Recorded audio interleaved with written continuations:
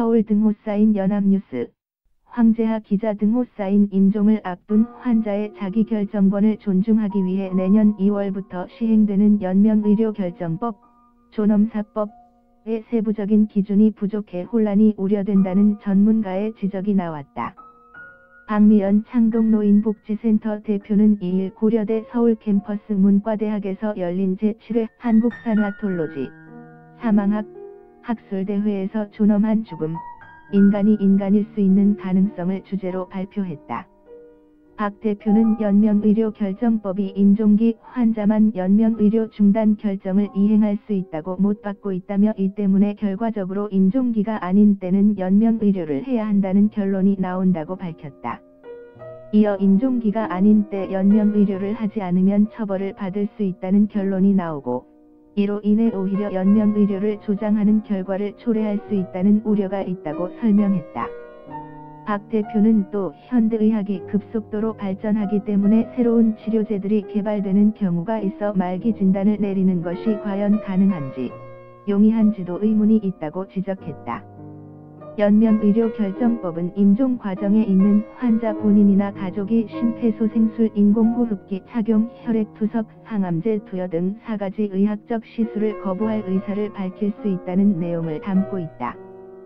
내년 1월 15일까지 시범사업을 거쳐 같은 해 2월 4일부터 본격 시행될 예정이다.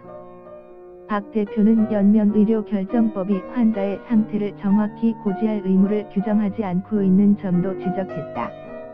그는 연명의료결정법은 환자에게 정확한 상태를 고지할 의사의 의무를 규정하지 않고 있다며 환자는 자신이 앓는 질병의 상태와 예후, 자신에게 시행될 의료행위 종류를 분명히 알아야 연명의료를 받을지 선택할 수 있다고 말했다.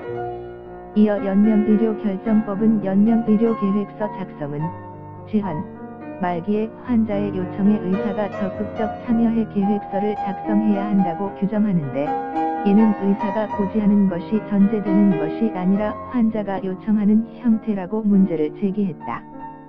이 밖에도 박 대표는 유교문화 정서에 익숙한 노인들이 자신의 자녀에게 부담을 안기는 존재로 생각해서 연명의료 중단을 결정할 가능성에 대해서도 경고했다. 그는 자아존중감에 의한 연명의료 중단, 자기결정이 아니라 다분히 의무, 책임, 수치, 죄책감에서 비롯된 타율화된 자기결정을 내릴 우려가 있다고 설명했다. 이번 학술대회는 한국산하톨로지협회와 한국산하톨로지학회 주재로 인륜성 진화와 성숙을 위한 산하톨로지라는 주제로 3일까지 이틀에 걸쳐 진행된다. 생애 끝간대에서의 선택, 인간이 인간일 수 있는 가능성과 죽어감과 임종, 인간의 품위와 존엄성 등 총 7가지 주제로 바람직한 연명의료 중단법 시행과 임종교육 방향을 논의한다. 저의@inner.co.kr 2017년 12월 2일 14:30 송고